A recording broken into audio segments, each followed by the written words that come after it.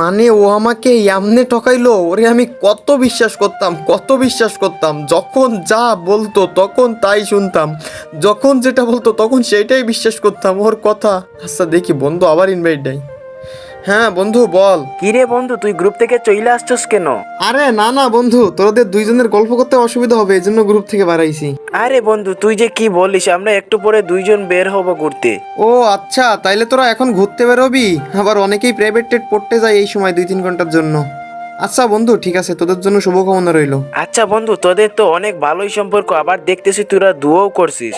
আরে অন্য কোনো কারণ না, আমরা দুইজন একসাথে গেম খেলতাম তো সেই জন্য ডাইনামিক ডু করছিলাম। হ্যাঁ রে বন্ধু, আমাদের ওরকম কোনো সম্পর্ক নাই, আমরা দুইজন এমনি অনেক গেম খেলতাম তো এই জন্য ডাইনামিক ডুও করছি। ও আচ্ছা, আরে আরেকটু সময় থাক, আরেকটু আড্ডা দেই। না রে বন্ধু থাক, মাথাটা অনেক ব্যথা করতেছে, আমি যাই এখন। কিরে বন্ধু, তোর হঠাৎ করে মাথা ব্যথা করতেছে এবং তোর কথাগুলো টিকতেছে কেন?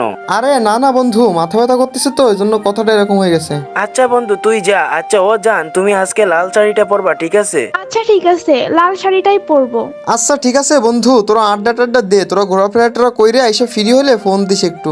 আমি গেলাম গ্রুপ থেকে, হ্যাঁ তোরা থাক। আচ্ছা ঠিক আছে বন্ধু।